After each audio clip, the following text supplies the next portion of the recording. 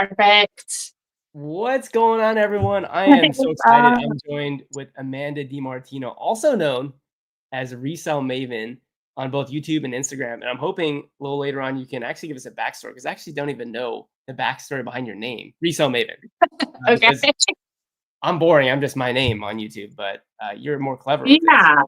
Yeah, I mean, I can definitely give you some backs. I mean, there's no special story to it. I think that when I was creating a name, I don't even know how I came remotely to that, but I think I was Googling like, what are other words for like someone who knows things, someone who's like Okay. experienced or has some level of idea of what they're talking about other than like expert or pro or something like that.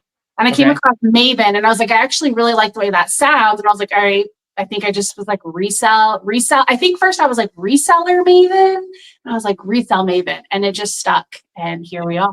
It's funny whenever you pick a name, like everyone starts from nothing, right? And so you always think about, well, what name should I pick? And it's more of like, it doesn't really honestly matter what the name is. It's just once people say it so many times, it's like, oh yeah, that's Resell Maven or that's Joji Davenport.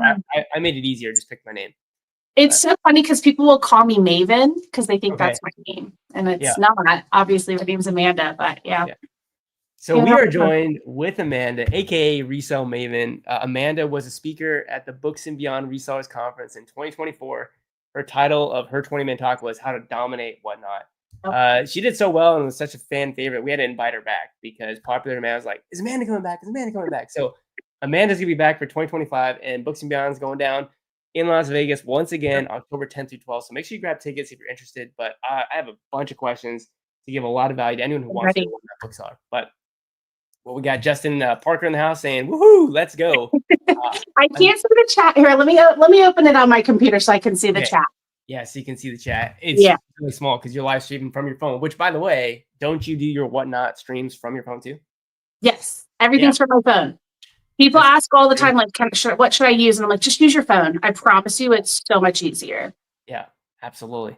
So link down below. We have a couple of things. One, we have tickets to Books and Beyond. If you're interested, again, we'll talk a lot about Whatnot and mention Books and Beyond throughout this sort of live interview. We also have a link down below in the chat if you want to become a Whatnot bookseller and you want to support Amanda after hearing her story and how she's really just crushing it. What do they get with that link, Amanda?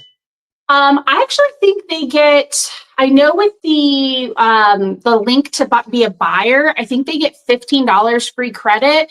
As a seller, I don't know if they actually get a credit to be a seller. It's more of a support for somebody that you want to support. It's a referral link for the person who's referring you. You do get, there are some levels I know with some people who have sponsorships with Whatnot. People can get immediate approval and that kind of thing. I don't know if I'm on that level yet. No one's ever reached out to me and told me so. But with referral links, you do tend to kind of rise to the top of the application pool. And they've gotten a lot better at doing 48-hour responses. So it used to be, it could be months before you heard back, and you'd be lucky if you heard back in a week. Now, I think they're pretty good at getting pretty much everyone responded to within 48 hours. So it's really just a kickback for me and just kind of getting you off on the right foot. And yeah, if you like my content and just support me as a reseller and someone sharing information about Whatnot, it just really helps me out. Yeah, matter of fact, I just looked at your channel. You're like over 5,000. I think, are you at almost 6,000 now? I was like, yeah, I think about like 5.6-ish. Yeah. You just blew past me. And I've watched a little bit of your recent videos and you're getting tons of views on it. So there's a lot of demand for this type of book selling. Yeah. One thing that, Avery, Victor, and Steve and I want to do with Books and Beyond is obviously bring diversity to the book selling conference, because there's way more than just selling books on Amazon. There's books on eBay and now Whatnot, Bingo Books, and like there's so much, there's so many opportunities to make money with book selling. And so I'm not an expert in Whatnot book selling. That's why we have Amanda. So let's just dive right into some questions. Is that cool? Yeah, go for it. I'm an open book. If you've never been to my YouTube channel, please check it out. It is like the unfiltered, here's everything in a very blunt, honest, and straightforward way. And I don't really like sugarcoat a lot of stuff. So I'm going to tell you exactly how it is. And I tell you off of my experience, everyone's different, but I've been doing it for about 3 years and I love it. And so I have a lot of experience of how it's grown and changed over the years and what you kind of should be kind of aiming towards to find success on the platform if you are interested in selling. And you actually do this full time on Whatnot, right? Yes. Yeah. So you don't even have another source. This is your source of income. I sell a little on eBay, very, Okay. very, very mild on eBay. And I sell every now and again through Facebook with old listings that I have that are just kind of like replenishable items that I always come across, and I'll just sell Okay. them. But yeah, I would say 99% of my income is Whatnot. That's Full great. time. Okay. Yeah. Obviously, my YouTube channel is online book arbitrage. It's buying Yep. books on Amazon to resell on Amazon. So my audience is probably honestly like, what the heck is Whatnot? And so maybe they've seen an ad because Whatnot does a great job with a bunch of ads. But if you could just give us the rundown of how, what exactly is the Whatnot platform Yeah. through the lens of selling books? Yes. So through the lens of selling books, we are a very niche category on the larger platform of Whatnot, which is basically a social live selling platform. So the idea is that you can go live and sell a variety of items at any given point throughout the day, 24 hours a day. There's always going to be thousands of shows on in a variety of different categories. And you can pick out the categories you want to shop in, find some sellers you like, and tune into their shows weekly. Most people go live, if not daily, weekly. And yeah, you get to just shop and browse and interact and chat with people who are shopping for similar things that you have interest in. You can get a lot of great recommendations and reviews from the word of mouth from people right there live in a chat. You also have a seller giving kind of like a QVC style where they're really showcasing the items they're selling. So they aren't like static photos like on eBay or Amazon where you're kind of hoping it's what you think it is. And then you get it and it's something different. And then you also get to build a relationship with the sellers. A lot of people have a lot of really good like social, parasocial friendships and relationships through Whatnot. So again, it is live selling. It's selling in general. There is a static marketplace as well. So you don't have to go live. You can just do listings, but it's a social network of people who can, just help you feel, there's a social component to it, but there's also a social selling component to it. It is helpful when the chat is saying, I read that book and it was really good. This is my favorite series. I love this author.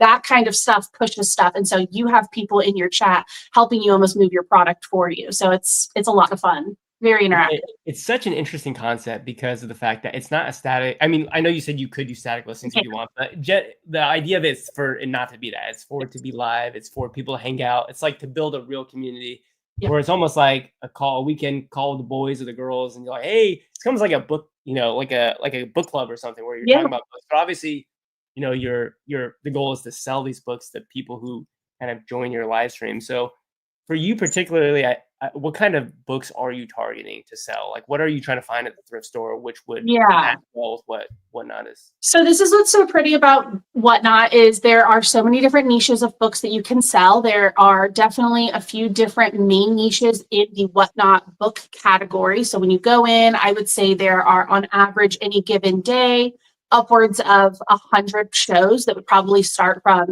midnight to, or 12 a.m. to midnight, at least just in that one category. And those are going to be all different sellers too. So there's a lot of different things you can bring to the platform.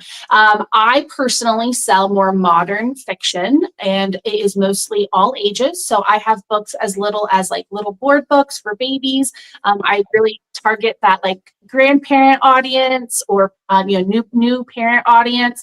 And then I can go into your picture books, your educational nonfiction type books for kids, chapter books, beginning chapter books, series books for middle grades, all the way into the young adult, vampires, romance, fantasy type stuff, and then into the adult for all ages. And I do all genres, not just fiction. I do like some nonfiction memoirs, biographies, things like that as well.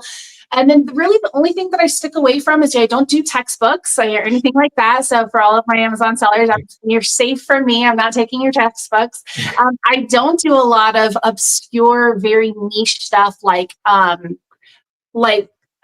historical war fiction or religious. There's a huge theology type of niche on there, religious material. I don't do any of that really. I do sometimes sprinkle it in because it makes money, but it's not something I focus on. So I am modern, more popular, new adult and young adult and kid fiction. It's so funny that you say that because the exact types of books that you sell, I would tell people on my channel, you should avoid these books. Do not pick these up. Yeah. Why?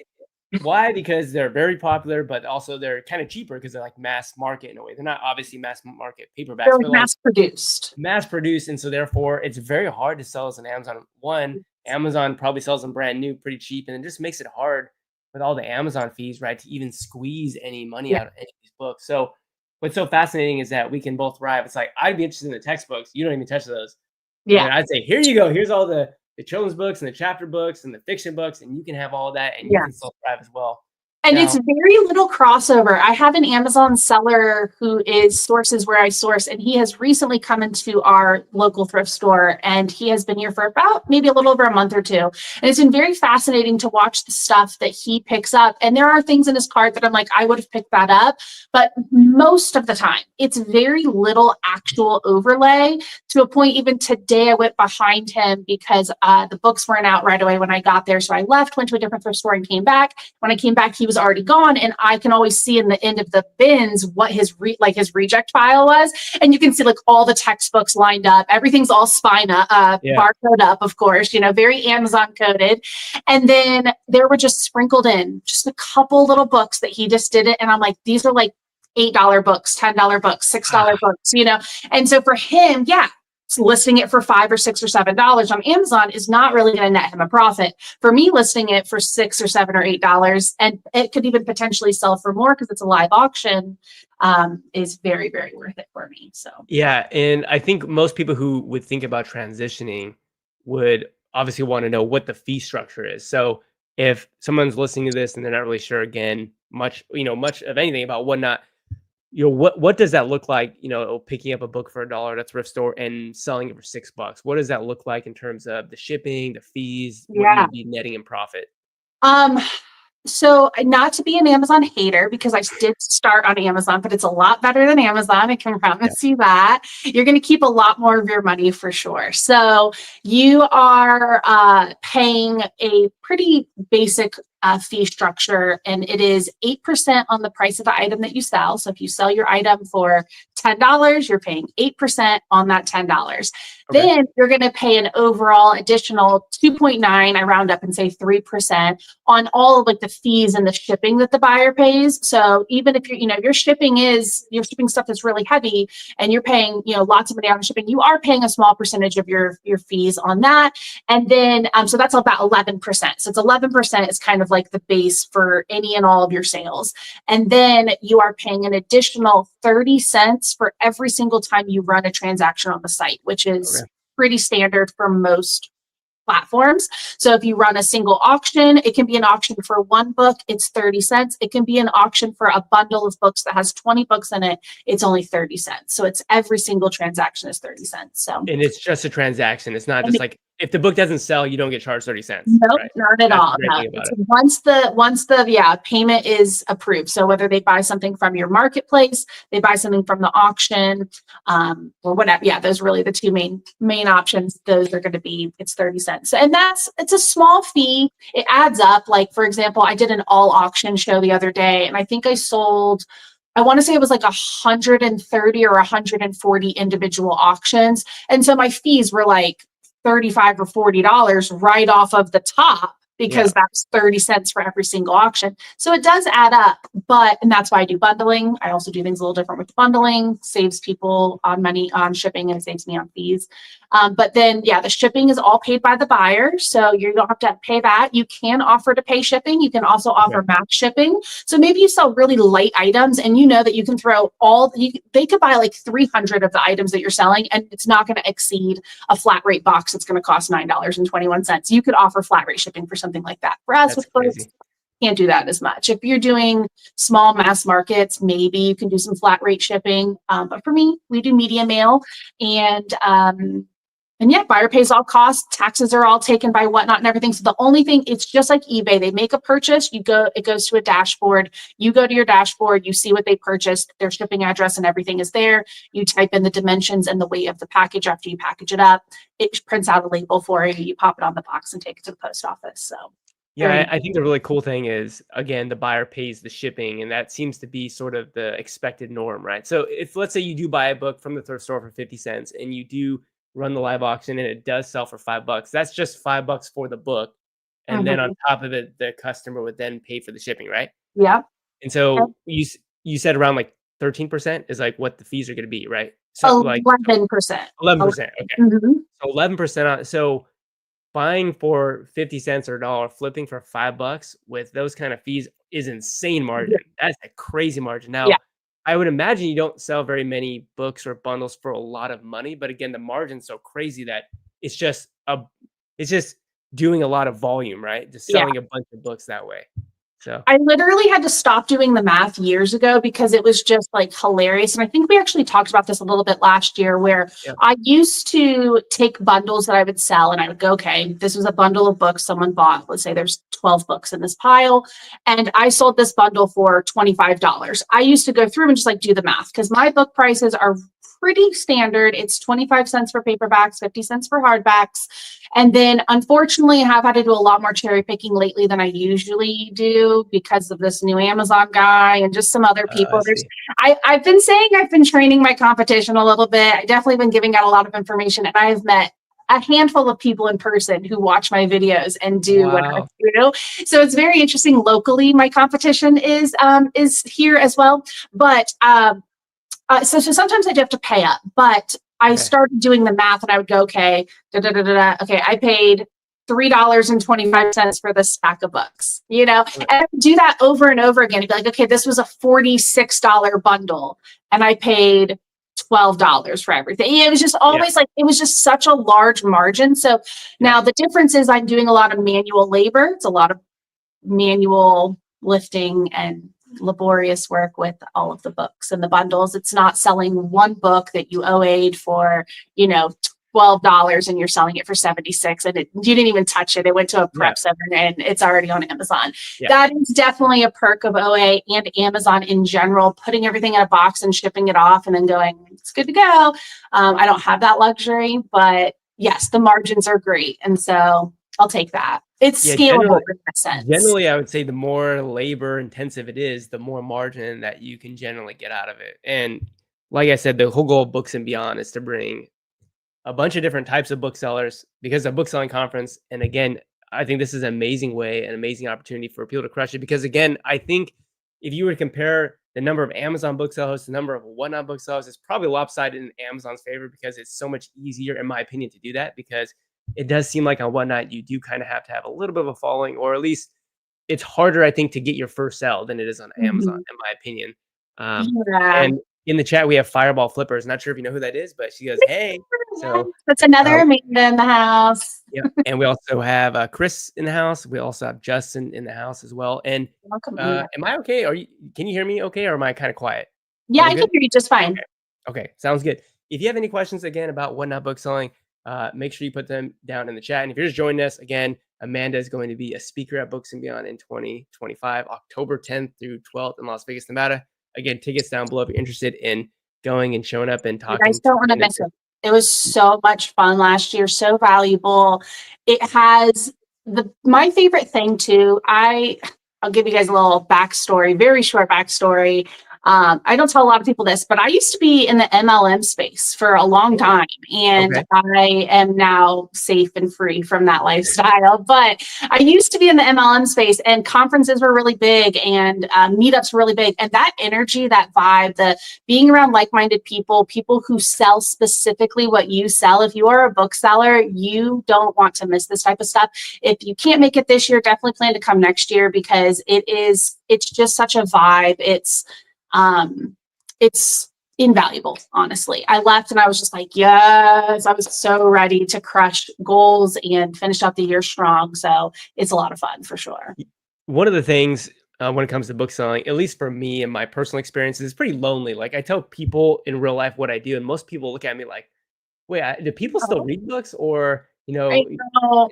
There's value in books, there's money in books. And so there's just not a lot of energy around the people who I'm around the most. So that's why, we wanted to bring an event so we could bring everyone who has the same sort of energy around book selling. And it does leave you amped up and pumped up. I mean, when I left last September, I was like, dude, this is crazy. This is awesome. And I got to meet a lot of awesome people. And again, now I can call Amanda my friend. And now she's coming back once again. I So was shocked at how many people did things so differently and also the same, and the systems and the structures and the growth and the potential, and like just seeing it on a larger scale. Like you can see it online, you can follow people who do this, but when you talk to these people and to be able to like network with them in person and to be able to like pick their brain and just kind of almost be in awe of like what, like some of the systems I saw was like goals, just yeah, such good goals and inspiration. So yeah, I'm pretty it's sure you really kicked it off with FBA Dave as well. And FBA Dave he's yes. actually a bulk bookseller on Amazon. And what's interesting is on your YouTube channel, you recently tried to do bulk, and I kind of wasn't able to watch every single video the full length, but I kind of got a general gist that it was a lot of work. And I'm kind Yes. of interested in your experience. What do you think having gone to Books and Beyond actually maybe Yes. influenced that decision a little bit? It did. It did. And it's actually something I want to talk. I'm still like planning exactly what I want to talk about and how I want to do my talk this year. But one of the things I think I'm going to talk about is that concept of bulk selling, because I know there are going to be a lot of Amazon sellers. And I want to talk about how you can use bulk selling and pallet buying to sell on Whatnot and to Yeah. offload those duds, as we like to call them. Duds, I think, was the hot word of the year last year. Like we duds was like the big topic, and it was something I learned that there's a lot of now after doing it, I see it with my own eyes. There's a lot of duds when you buy pallets. There are books that you can't sell, there's books you can't move, and you got to try to do something with them. And so that was probably the biggest like lesson learned through it was, wow, I have a great way to offload books, but I also am missing, I don't do Amazon, so pallets aren't as valuable for me. They are not as valuable for me. And so that was my big lesson. I definitely, if you want to watch that, it's a 4-part series on my channel, and I have a playlist for it. But it is it was a fun journey, and it was inspiring to see everyone and how they did pallets and how they utilized, just kind of, it was a lot of it was fun and exciting because you didn't know what you're going to get. You never know what you're going to get when you buy a pallet. And that was like, I guess the big lesson learned is one of the pallets had a big encyclopedia set at the bottom that was not worth it. Some encyclopedia sets are. This one was not. That added a lot of weight to to one pallet. One pallet had half DVDs in it. I didn't want any DVDs. Half of them, Wow.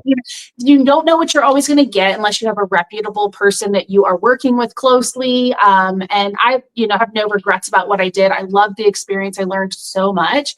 But I have a lot to now bring, I feel like, to this topic of the Amazon world, now having physically done it and having worked my way through 6 pallets. 6 Gaylords it was a lot. It was Yeah, very 6 Gaylords is interesting. a lot, and certainly at Books and Beyond, there will be bulk booksellers there as well who do many, many Gaylords. Yeah. So that's the cool thing about Books and Beyond is that there is going to be this sort of diversity of different types of book selling, and so I'm excited about that. Now, one other thing that I also did want to mention is that again, Amanda is going to be going to Books and Beyond. If anyone does sign up and really liked what you heard today, and you feel like Amanda gave a lot of value, then whatever email you sign up with, just go ahead and send me an email at joji@bookmind.co. And if you just tell me the email that you signed up with to grab a ticket to Books and Beyond, what I'll do is I'll actually send you Amanda's talk from last year, because I think you gave a lot of value in Yeah. last year's talk. It was, again, the title was How to Dominate Whatnot. And of course, a year has gone by since then, but a lot of that information is still very relevant. So Super if you're relevant. like, wow, there's a lot of value here, I definitely want to try this out, and I want to know what she talked about at Books and Beyond last year, then again, send me an email, Yeah. joji@bookmind.co, and just tell me the email you used to sign up to buy a ticket with, and I'll just send you that recording. Because again, I think that has a lot of value, and that'd be Yeah. very helpful. It's a timeless piece. You could play it 10 years from now, and I think it would still be really relevant. It breaks down not just what Whatnot is, how you as an individual can sell on Whatnot, and the different strategies you can use. All the fee structure. It breaks it all down. It's a great intro, and yeah, so that's a We great have one. the Beard King picker in the house as well. Some Yeah, users I'm not super familiar with, so they must be coming from you, yeah, and they've got a crown in the chat. So hello, yeah. welcome. Now, you were again a speaker at Books and Beyond last year in 2024. 1 year has passed. Something that always happens in business is the evolution of platforms, evolution of the way that selling works. So 1 year later, have there been any major changes with Whatnot? And yeah, what has the experience been in the last year? Um, it's funny. We're about to have a special guest. That's okay. Special guests, especially cats, are allowed. You're allowed. Um, do not jump up there. I would say nothing major has changed. There Okay. have definitely been some changes. Some changes that people were like out, like this is outrageous. What a crazy change. Some changes that people thought were really good, which is great. It is a growing platform. They're still, from what I understand, within their like 5-year plan. So they're like coming up to the end of their first, 5 years in business of really like working out kinks and stuff. So I would say, I don't want to be negative. I am very critical of Whatnot. And Oh, so okay. what I would say is that, not if you are new and you are like, what is this? And I want to get interested, but I don't want to get lost in the like any of the deep details. I just want to know the basics and to make a decision if it's for me or it's not for me. Or you've already decided you want to do it and you're ready to jump in. What I would say is if you can just stick to the idea that you are a salesperson, you're trying to tell somebody on the other side of your screen why they should buy the item that you have, and that you can offer it at a fair price, a market value price, and you can have good customer service on the back end and shipping, like you ship out on within the 2 days, and you can provide good customer service if something goes wrong. You got it. That's all you need to know. That's all of it into a nutshell. So things can change. I wouldn't say there's anything mentionable that changed for the good or the worse. The big Okay. one is just glitching and growing. They're a growing platform. So you got to just roll with the glitches and the headaches, and just keep doing what you know how to do. Yeah. And are your main sources right now actually just going to the thrift store? Is it mainly just that's the number one for you? It's just going to Goodwill. Okay. Yeah, I thought maybe I would do the palettes again. Like I was like, oh, maybe this is something I'll do like every 2 months. But I feel as though for the value and the workload, yeah, cherry picking and the bins. If you guys are familiar with the Goodwill outlet, the bins, that's what I usually source Yeah. from. And so you in the beginning, you kind of mentioned there are a lot of different types of whatnot booksellers in terms of the genres of books that you can sell. And I know you said you're more of like the sort of fiction. And I know that there's a wide range of what you sell, but what are the other sort of niches that you really see people do quite well with that? Because again, even though you are bringing diversity with whatnot, you also are very specific in your niche and whatnot, right? So Yeah. like, what are some of the other genres that you think really crush it with whatnot? So I would say religious theology type stuff does really, really well. There's a great market for it. Those shows always have a Okay. ton of buyers in it. And if you know what you're talking about and you know who these people are that have written these books, um, those do really well. There's just Okay. it's not enough people. Also, antiquarian. I think you know Yeah. Max. Max Schubeck. Yeah. Yeah, and he does antiquarian with a few other people, but that's also a very small amount of people who do it, and there's a high demand for it. And not just antiquarian, like fiction for like adults and chapter type antiquarian books, but Okay. kids vintage does amazing for me. And if you know what you have, you can make really good money. Like eBay prices are higher, honestly.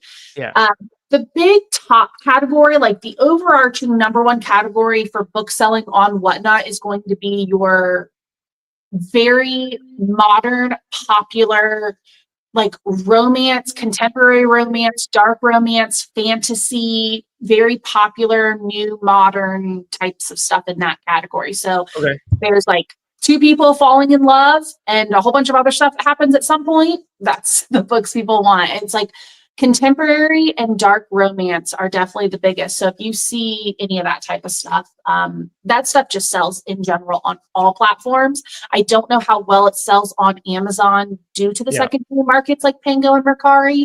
But if you are interested in selling on secondary markets outside of Amazon, that's the top category. And The then, interest yeah, yeah, the interesting thing about Amazon booksellers and even eBay booksellers is that there's more often data behind the decision of a purchase. Whereas I feel like the hard thing for me, if I were to do this, is like I have no idea what to buy, even though you just told me what to buy. But like, yeah, okay, so trial this one and has error. two people fall in love, and this one has two people fall in love, but maybe you Yeah. pick this one, not this one. I would have no idea And why, so but That's what Goodreads and Amazon reviews and things like that comes in. So I use Amazon as, within my selling business, but it's just to review it and to know what people are saying about it. But yeah, and then Goodreads, Amazon owns Goodreads, so it's Amazon all around. But Okay. So you're you just don't clicking actually letters. use like the Amazon seller app. You just like Never, would look it up on never. Amazon, see if it has reviews, stuff like Yeah, that. just like Googling it, a lot of times the first thing that pops up will be an Amazon review. So especially if like some of these book platforms like Goodreads can be a little biased. So sometimes I do Okay. want to know, like, what does the general public think of this? Not just people who went to this one platform, but like people who actually are reading the book. A lot of times those ratings are different. And so, yeah, I just look for books with higher ratings. Like I want something that's like, if it's like a 3.5 and up, I'm pretty much picking it up as long as it's in Okay. good condition. And then, so a lot of sourcing for Whatnot comes with, of course, trial and error. Like you're going to buy books that just never sell and never to pick those up. And as Same you on know, Amazon. there are millions of books. Like there are books to this day that you will go find that you have never seen before, which is mind-boggling to me. Having done this for 5 years now, I'm just like, how have I never seen this book? It happened to me just the other day. I put a book to my like kind of my donate pile, and I was like, I'm never picking this one up again. I've never seen it before, but it's not selling, so it's going to the side. But I use the review system. So if you're interested, like, how do I know reviews? Just go see what other people are saying about the book. On Amazon, if you use Keepa, I think there's over 100 million used books. So 100 million unique titles listed on Amazon. And the funny thing is when somebody tells you they're an author in real life, you're like, whoa, that's cool. That's Yeah. kind of crazy. You wrote a book, but then Yeah. Like, it's like, a niche thing that no one's ever done. I know. So Then there's like millions of books out there. I'm like, who is like in their basement writing a book that, and they I don't was tell it? I'm friends. like, I was like, congrats. He's like, I know you're probably sick of me talking. I was like, no, this is amazing. It's the greatest thing ever. And it's like, the dude wrote a book. It's not that serious. yeah, millions of people have, I guess, done it. I mean, they must have done it, right? Because these books actually exist. It's Now, crazy. in your business with selling books on Whatnot, are you more of a singles person or more of a bundles person? And do you think there's a better strategy for somebody starting out? Yeah. So this is a tough spot for when you're starting out because it depends on what you're selling. So if you are somebody who doesn't mind listing and you have great inventory, it might be worth it for you to either do some individual listings, which is very easy to list on Whatnot, or you can do what's called random pulls. So you just have a set listing in your auction with maybe a quantity of like 100, and you just run the books individually and you label them like number 1, number 2, number 3, so on and so forth. And so then you're just showing the book on the screen. That's a great method. And I do a lot of that. But what I prefer to do is instead of showing the book one at a time and running it, like I said, I did that individual auction last week, and I had sold like 130 or 40 items. And so I had to pay like $35-ish in fees. That is where the downside of doing those individual listings are. So it depends. Do you have really high quality inventory that's going to go for a lot and you really want to showcase each individual book and just streamline it that way? That's a great strategy. But for me, with kids' books mixed into my gambit, I want to be able to show low value books at the same time and do the bundling option. So for me, I show the books individually, just like I mentioned. I don't do a lot of listings. I don't like to list. So I do show the books individually, but instead of running every single book, I show it. And then if somebody wants the book, they tell me they want it, and I will put it to the side for them. And I'll keep adding books to their pile until they're ready to cash out. And then I'll pull all their books and go, here's your pile of books that you got. This looks good, right? And they say yes. And then I sell that as one bundle. And I do the 30 cents and the 11% on just that one pile of books. So those are the two reasons why you would do bundling versus auctions. It's really that 30-cent fee, and it just depends on how you want to do it. Again, do you like listing, or do you just go, I've got a blend of books, I'm going to show them, I'll do some bundles. There's about, I would say, a quarter of us on Whatnot that do bundling, and I would say the other 3/4 of people do all individual auctions. So totally up to you. Okay. And would you say, because I know that you mentioned that you sell some children's books, a lot of different sort of genres, but one thing that we do as Amazon booksellers, Victor and I, we sell a lot of seasonal books. So it is back to school right now. Are you more inclined to pick up those books now, or are you even inclined to know that, hey, this book's going to do great during Christmas, let's hold this until Christmas? Yeah. Both for sure. Okay. And doing seasonal, that there is a gap, just like in retail. That's why we see bats and pumpkins in the store right now, because yes, it is August, but it is spooky season, whether you like it or not, because, by October 1st, everyone's got all their house decorated for Halloween. Most people aren't decorating their house, the week before Halloween. So you are working on a 2 to 3 month out timeline. So for example, it is almost Christmas and Halloween. I have been slowly gathering Christmas and Halloween books throughout the year since last Christmas and Halloween. And I've just been putting them to the side, only picking up the good ones, not picking up everything, but just ones that I can't pass up. And I did in July, about 3 weeks ago, Christmas in July, which is always fun. So we did Halloween and Christmas books, and I sold a ton. It was great. And then I actually have now in my store Halloween books listed. So I have a listing for all the Halloween books I have, so people can make requests for my inventory at any time. And within the next month, I'll put in the Christmas books. But yeah, if you're working a couple months out and you are picking them up throughout the year, because why wouldn't you? Does school not come every year? Does Christmas not come every year? The books that are going to sell when they're going to sell. So you might as well pick them up. If you have the space, don't overbuy. Don't outbuy yourself. Don't overbuy, especially if you're getting started. If it is January, do not buy Christmas books. Don't buy a single Christmas book. But if you've been doing it for a little while and you're ready to start prepping for those seasonal things, then yes, all year. Yeah, Victor and I always get the question, because we do share a lot of these Christmas books or Halloween books that every year tend to spike in price. They go from like $7 to like 25, 35, 40 bucks. And they go, but how do you know it's going to happen again? And we're just like, I'm pretty sure Christmas isn't canceled. Like, I'm pretty sure Christmas is going to come. I'm pretty sure when you go to the Walmart and Target, there's going to be a bunch of Christmas stuff. I'm pretty sure that's going to happen again. Stop studying psychology, because those textbooks are going to still sell. It's not going to just stop one day. Yeah. And that's the beauty of this type of business. As a reseller in general, you start to pick up on trends and you just learn and you grow. And that's how you become better. It takes some time. You gotta learn.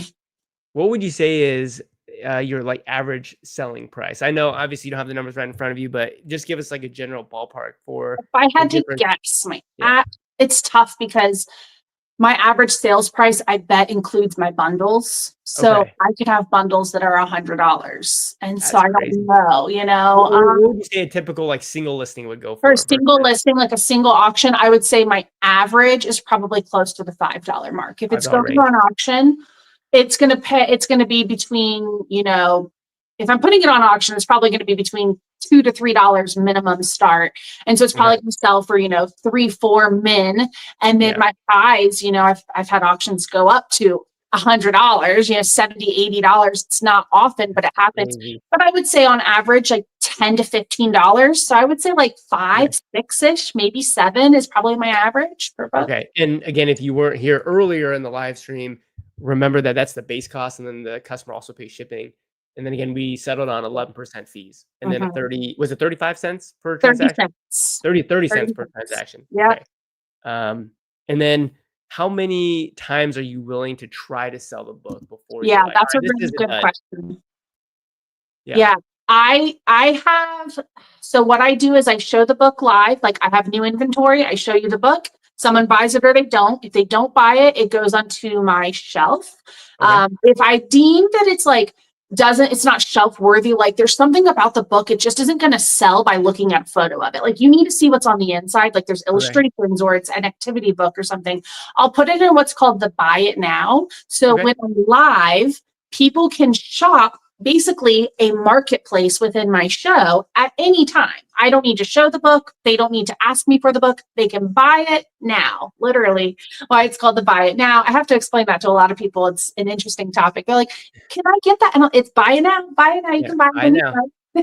So they have that option. And then, but if it's a book that I'm just I can put that on the shelf, somebody's going to know who this author is or what this book is. I'll pop it on the shelf. And then for every single show, I just have all my shelves pictured. So I take a picture of all of my shelves. If it's picture books, I lay them out flat. If it's chapter books, it's usually just the spines. And so then they can buy it. And I would say a month and a half. Okay. So that's a lot of opportunities. I'm twice a week. So 8 to 10 times, And if it doesn't get picked up, I'll Then do it's sometimes $1 clear outs where I'll just at a random point grab like a stack of 40 books and be like, these are all $1. And those will almost always sell. That's a big thing with Whatnot. I don't okay. know why people love $1 books. That's like a steal. Shipping. Yeah, They think $1 plus shipping. $1 books are like the best deal ever. And Yeah. I don't know it's the psychology behind it, but I do really, really well with $1 books. Now, if you're doing $1 auctions, this is where you really need to keep this in mind. If you start an auction at $1 and it sells at $1, you right off the bat are paying 30 cents. So you've now taken your $1 down to 70 cents and then add in your 11% fees. And again, the 2.9% is on the shipping and the taxes. So you might have somebody who lives in a state with really high sales tax. You might have somebody who lives in a state with no sales tax. Versus you may, if it's medium mail, it doesn't really matter. But if it's priority mail, you might be shipping all the way across the country versus to the state next door. So those fees vary. So your payout could be as low as like 49 cents, as high as like 60 cents. So for $1 books. Yeah. So that's why the bundling is really important. And doing $1 starts can be a little hard for you to truly see growth as a seller because you're wondering where all your money went at the end of it. And that's where it goes. So bundle or start your auctions a little higher, at least at $2 or $3. Do you think that most people find you through your listings, like the buy it now listings? Like, how would somebody just find you? Because I imagine the hardest part about this is like sort of building that sort of persona or building that community, especially when you start new, unless no one knows you. So how do you think most people are finding, let's say, you or any other person? Yeah, it's just browsing the category that you're interested in shopping. So Whatnot does have a really great category system. You can go on. I mean, there's everything. If you've never been on the app and you just like to shop, again, think QVC. There are people that sell plants on there. There's people that sell crystals. There's people that sell, obviously, like Funko cards and trading cards and shirts. But there's people that do things as well. They do hobbies. There are people who get on there and paint and aren't really even selling anything. They're just kind of painting, and you can come hang out with them. There's people that do live Q&A type shows, community shows. Come shop the flea market with me. I mean, anything. So you pick out what you want, what's interesting to you. If you like books, go to the book category, and all the shows show up chronologically. So anyone who's live will be at the top of your feed. So if there's 10 shows on, you're going to see 10 little lists, 10 little profiles, basically, with a little preview video of what's happening inside of their show. And if you like what you see, or you like their title or whatever it might be, you can click on it. It'll take you into the show. And then if you want to go back out, you just go back out to the home screen and pick a different show. And then if maybe you are like, I can't be on the app, but I'm going to be free on my lunch break in an hour, you could scroll down and see, well, who comes on in an hour when you're on your lunch break? Okay, there's going to be, this one girl, and she says that she has a bunch of this specific type of book that I like. I can see them listed in her profile picture, or I can see it in the title. I'm going to bookmark that show, and when she goes live, I'll get notified and I'll go in, or I'm just going to, go back and click on it. So it's mostly browsing just who's catching your eye, who has a thumbnail or a title that is representative of what you're shopping for.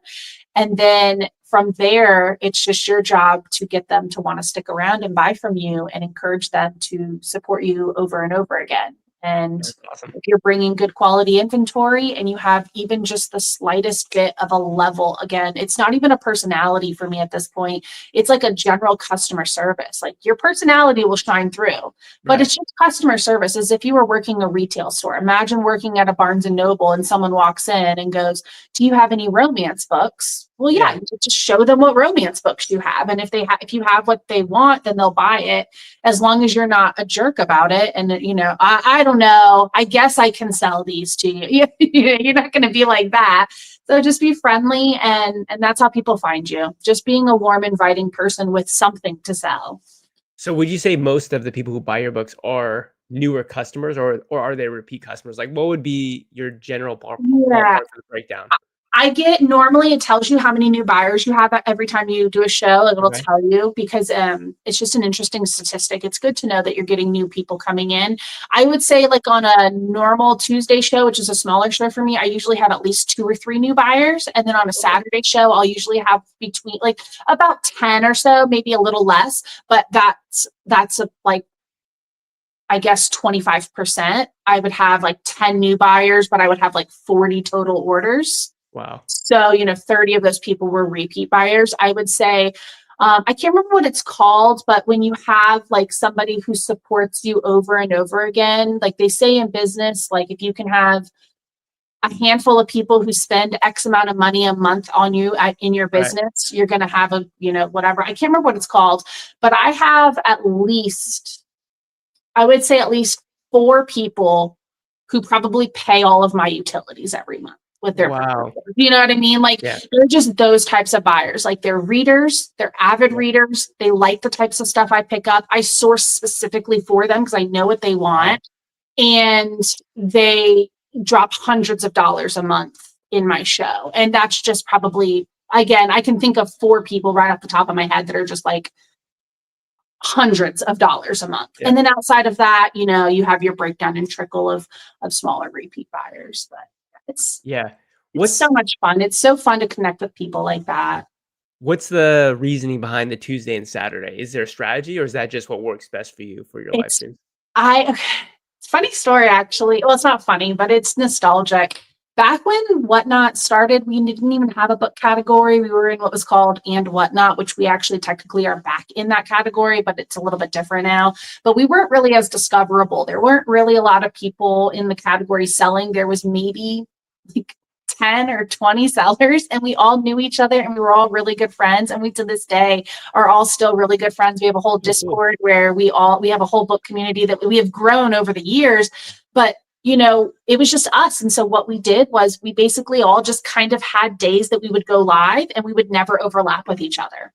So there was like 10 or 15 of us, and we would only go live on our times. And my times were Tuesdays and Saturdays. I would always go live on Saturday night, but I would, I think I had like some shows on Tuesdays, but they were like smaller shows. That's what I did. I used to do kids books only on Tuesday, and then I would do everything on Saturday, which, side note, don't limit yourself. If you have everything, sell everything.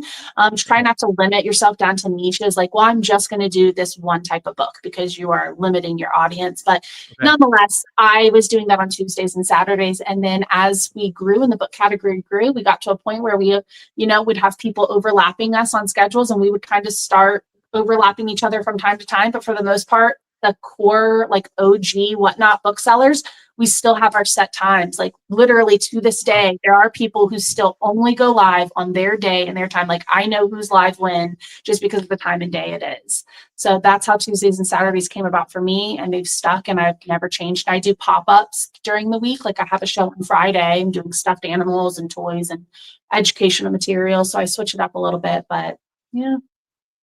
I mean, my mind's being blown again, because again, I'm an Amazon bookseller, right? So I kind of know a little bit about it because, again, we've kind of talked a little bit at Books and Beyond last year and such. But again, it's just fascinating for me, and hopefully this really resonates with anybody out there who wants to try Whatnot book selling, because I do think there's a ton of opportunity. Clearly, Amanda, you've made it. I mean, it's your full-time income, and I'm sure you're not the only person who does it full-time. But even if it's just like a side hustle, there's still, I think, money to be made if you're willing to hustle. So we are getting kind of towards the end. I do have like 1 or 2 more questions, but I do also want to let you know, if you just joined, Amanda's going to be at Books and Beyond. She's going to be a speaker again in 2025. It's going down in Las Vegas, which is just a really cool atmosphere, October 10th through 12th. So if you grab a ticket and you want to know what Amanda's speech was last year, you want the recording, then again, you can send me an email at joji@bookmind.co and just tell me the email you signed up with to buy a ticket. And again, I think her speech in particular is one of the popular ones. So I can go ahead and send that recording over to you. But before we head on out, I just want to ask any tips for somebody who's, all right, I saw Amanda, I think I can do this, I'm going to start tomorrow. What are your tips? Get approved to sell. You can use my selling link in the description. That's step 1. Get approved to sell. And with that, just include all the information they ask for. If they ask you a question, answer it with detail. Don't just kind of skim over the questionnaire. I don't know what the new application looks like, but just like anything, you want to give details. They want to know that you at least kind of know what you're doing. And you're not just random person who just wants to be a seller. It's kind of a waste of their space. So just be informational about what you do, link any other places that you sell. That's step 1. Step two would be schedule your first show, schedule it out a little bit, give yourself a couple, a week or two, and just start prepping, start pulling out inventory, figuring out what's your first strategy. Do you want to do the bundling? Do you want to do the little random pools? Or do you want to list every single thing and just have it that way? That works really well as well. So people can see everything you have to offer. And then just start doing that. Start doing the process of listing those books and just play around with the platform, like click the buttons and see what they do. You can't really do anything wrong. So just start pressing the buttons, go into your app and figure it out. And then while you're prepping throughout that week or two, watch shows all the time. Absorb every single thing everyone's doing and just start notating in your brain or on a piece of paper. What are things that you see that you love and that you want to do in your show and you think are brilliant? What are things that are driving you crazy and you want to make sure that you don't do that? And, what are some new ideas that maybe you have that you can bring to the platform or to your show to stand out and be different? What's something that you're not seeing people do that you would like if you were a buyer? That's how bundling happened for me and some other things I do in my show. I do a few things that no one else does because that's how I would want to shop, and people love that. So just watch and absorb and learn what works and what doesn't work. What would make you want to buy in that show? Okay, replicate that. What is taking you away and making you want to click out of that show? Audio issues and video issues are the biggest ones. Like if you go into someone's show, you can't hear them because something's wrong with their mic, or like you can't see anything because all they're doing is showing like a wall and there's not even anything on screen. Like just be engaging. So that would be like the first step, is just figuring out how you want to sell. Start working towards building up your show, whether it's putting stuff in the marketplace for static listings, putting individual listings, or just prepping for the random pools, and then watch and learn, and then do your first show, and then do like 4 more shows, and then decide if you want to keep doing it. Don't base your experience off of your first 2 shows. Also, little tip here: when you're scheduling your first show, try to schedule your first show around a time that there aren't a lot of other sellers on. So try to schedule it where you can have a little bit more exposure. Don't worry about sponsoring your show or promoting your show. You don't need to pay money to play on Whatnot. It's not that type of place. If you're doing something really fancy and big and you want to promote your show so that you can get a lot of eyes because you're having an amazing show, that's one thing.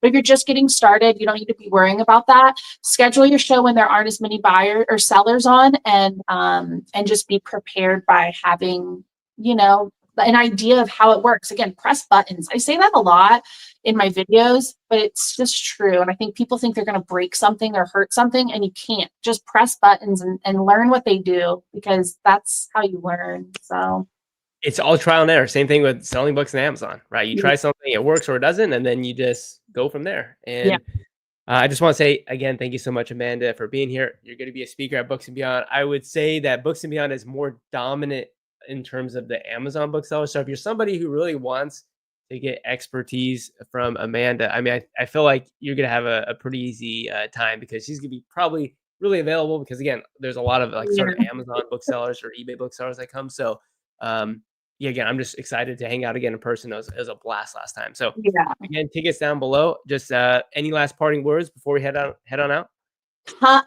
Please come. It's so worth it. It's going to be so beneficial. Again, if you're just getting started, I know that sometimes going to conventions can feel like a really big investment, like financially and time-wise and energy-wise, because you don't know what you're getting into and it can be intimidating. But if you have the means and the time for it, definitely just jump in, because I think it's going to be invaluable. I cannot use that word enough.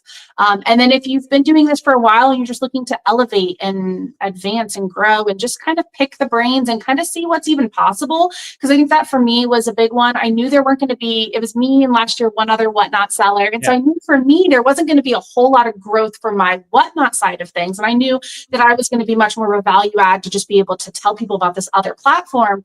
But I was shocked at how much I picked up and learned from these Amazon sellers, not just the motivation and the work ethic and the idea of wow, books really do make money, but the systems, the thought processes, the ingenuity, the creativeness, just the ability to pivot when something went wrong and not freaking out and shutting down your whole business. fascinating. Just learn so much. So whatever platform you sell on, whether you're new or have been doing this for a long time, the amount of value that is at this convention. I mean, I was just blown away by some of the speakers and what they're doing selling books and how they are monetizing books. So you can't lose. And then it's Las Vegas, so it's just fun.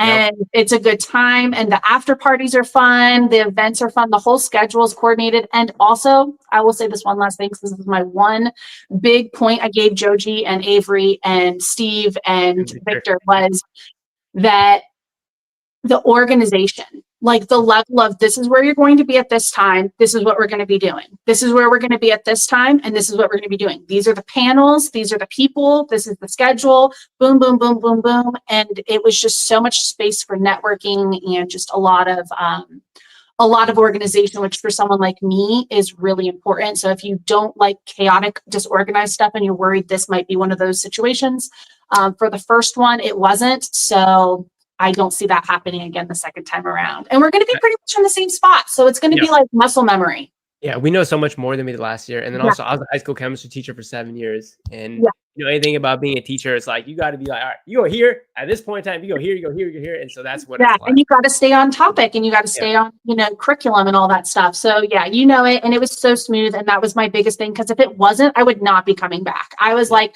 really prepared for chaos, and it was not an ounce of chaos. So organized, professional, informative, and very valuable. And I think you'll get a good return on your investment for sure. Sounds good. Well, again, man, thank you so much for sharing all the details of Whatnot Book Selling. Really excited to have you back. And again, if you want to grab tickets, you want to be there in live, meet me and meet Amanda. You can get your tickets at booksandbeyondcon.com. I put the link down in the description. But everyone, I hope you have a great day. Again, thank you so much, Amanda. 2 months. 2 months. Yeah. 2 months. You can do it. You can still make it happen. Yeah, absolutely. October 10th to 12th. Yeah. Everybody, thanks for hanging out with us, and we'll see y'all next time. Bye-bye. Bye.